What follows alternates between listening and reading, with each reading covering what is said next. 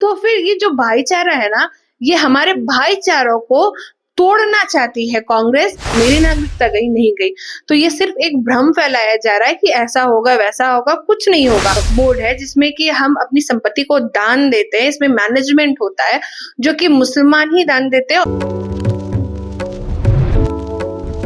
वक्फ संशोधन बिल का विरोध देश के विपक्ष के नेता काला पट्टी बांधकर कर रहे हैं। क्या है वक्फ संशोधन बिल? इस बिल को लोकसभा से पास कर दिया गया है और आज राज्यसभा से भी पास कर दिया जाएगा। हमारे साथ इसी खास मुद्दे पर बातचीत करने के लिए बीजेपी की प्रवक्ता है राफिया नाज। इनसे जुड़ेंगे और जानने की कोशिश करेंगे कि इस वक्त देश में जो सबसे बड़ा जो चर्चा का विषय बना हुआ है, कल भी जिस तरीके से 13-14 घंटे लोकसभा में देर रात तक इस पर चर्चा हुई, वक्फ संशोधन बिल जो कि पास कर दिया गया है, क्या आम भाषा में समझने की कोशिश करेंगे कि वक्फ संशोधन बिल है क्या? क्योंकि कांग्रेस जिस तरीके से जो विपक्ष के नेता है वो बता रहे हैं कि ये जो बिल संशोधित हुआ है, इस बिल से जो माइनॉरिटी समुदाय के जो लोग हैं उनके साथ नाइंसाफी मोदी सरकार कर रही है। तो राफिया नाज से समझने की पहले कोशिश करेंगे कि वक्फ संशोधन बिल क्या है, और इसके बाद ये समझने की कोशिश करेंगे कि आखिर देश के जो विपक्ष है वो क्यों काला पट्टी बांधकर इसका विरोध कर रहे हैं। देखिए, सबसे पहली बात है कि कांग्रेस का काम ही है आपस में लड़वाना, फूट डलवाना, और हम मुस्लिम भाई बहनों को वोट बैंक की राजनीति में फंसा करके रखना और कठपुतली की तरह नचाना।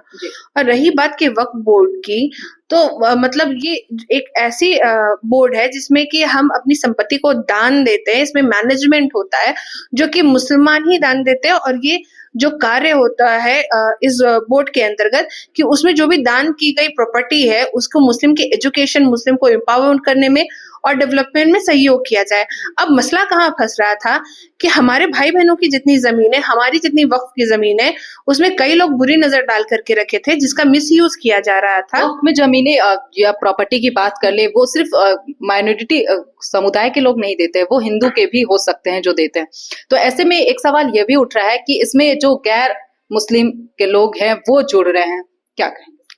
देखिए, सबसे पहली बात है कि हम अनेकता में एकता के लिए जाने चाहते हैं।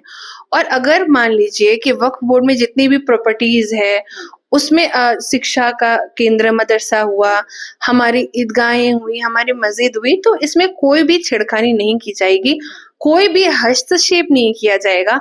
और ये जो प्रोपेगेंडा है, मिसकंसेप्शन, ये कांग्रेस के द्वारा चलाया गया है, ठीक उसी प्रकार से जिस प्रकार से नागरिक संशोधन बिल पे इन लोगों ने एक र्यूमर उड़ाया था कि हर नागरिक, मुसलमान नागरिक की नागरिकता चली जाएगी।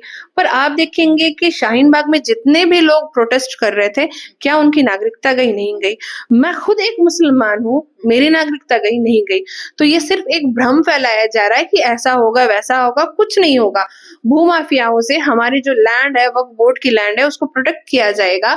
और अगर कोई गलत नजर डालता है या फिर जो हमारे वक्फ बोर्ड की जमीन है उसको मिसयूज करता है, तो सुप्रीम कोर्ट और हाई कोर्ट में भी उसका केस लड़ा जा सकता है, जो कि पहले ट्रिब्यूनल तक ही था। तो इससे तो हमारी जमीनें प्रोटेक्ट रहेंगी ना, मुस्लिम भाई बहनों का हक अधिकार तो प्रोटेक्टेड रहेगा ना। और अगर मान लीजिए 2 बेटियों को ऐड किया जा रहा है तो उससे तो बेटियों को एम्पावरमेंट की। अच्छा, महिलाएं पहले भी मेंबर थी या इस बार इस संशोधन में इसे डाला गया? इस बार के संशोधन में डाला गया है। आप देखिए कि महिलाओं को एम्पावरमेंट करने की बात की जा रही है। बेटियां किस चीज में कम है? बेटियां तो जंग लड़ा करती थी, तो जब बेटियां जमाने में जंग लड़ा करती थी तभी बेटियों को एम्पावरमेंट क्यों नहीं किया जाएगा? बेटियां आएंगी, बेटियों का भी तो हक और अधिकार होता है ना, तो बेटियों को हक और अधिकार से क्यों वंचित रखा जाएगा? तो आप समझिए, ये देश के सभी मुस्लिम भाइयों को समझने की जरूरत है कि हमें भड़काया जा रहा है। हमारी जो भी वक्फ बोर्ड की प्रॉपर्टी है उसमें कोई भी हस्तक्षेप नहीं किया जाएगा, जो जैसा चल रहा है वो वैसा ही चलेगा। मान लीजिए कि अगर कोई मदरसा, कोई ट्रस्ट चलाता है, कोई ट्रस्ट रन करता है, तो वो ट्रस्ट ही चलाएगा।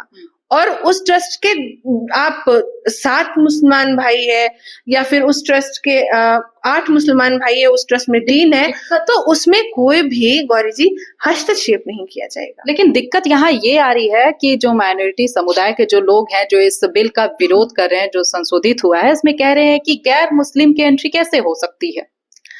देखिए, हमारा देश अनेकता में एकता के लिए जाना जाता है भाईचारा के लिए जाना जाता है, ठीक उसी प्रकार से जिस प्रकार से आपको पता होगा कि ज्योतिर्लिंग हमारा एक झारखंड में भी है।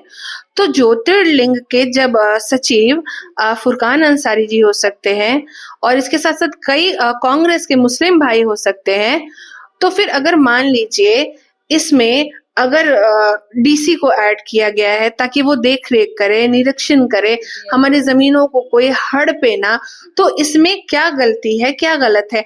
अगर हमारे दरगाह शरीफ में इबादत करने आप देखे होंगे कि हिंदू भाई भी जाते हैं, तो अगर हिंदू भाई वहाँ पे जा रहे हैं, तो क्या कभी मुसलमान भाई ने निकाला है? नहीं निकाला है ना। वो हम लोग तो खुश होते कि देखिए इबादत करने के लिए आए हैं, दुआ मांगने के लिए आए हैं, मन्नतें मांगते हैं, मन्नतों की धागाएं बांधते हैं। तो फिर ये जो भाईचारा है ना, ये हमारे भाईचारों को तोड़ना चाहती है कांग्रेस, ताकि हमें कुछ समझ में नहीं आए। और ये जो आज काला पट्टी बंधवा रही है कांग्रेस, तो ये हमारे आंखों पे बंधवा रही है ताकि हमारे बच्चे अनएजुकेटेड रहे, पढ़े लिखे ना और इसी चीज में उलझ के और फंस करके रह जाए। मैं पूछना चाहती हूँ हर एक देशवासियों से, हर एक मुसलमान भाई से कि आदरणीय श्री प्रधानमंत्री जी मोदी जी की ये गलती है कि वो हमें एम्पावर करने की बात कर रहे हैं? क्या उनकी ये गलती है कि वो बोहरा समाज को मेन स्ट्रीम से जोड़ने की बात कर रहे हैं, या फिर उनकी ये गलती है कि वो पाशमंदा समाज को भी हिस्सेदारी दे रहे हैं, उनको भी आगे बढ़ा रहे हैं, या फिर हम बेटियों को सशक्त कर रहे हैं, ये गलती है?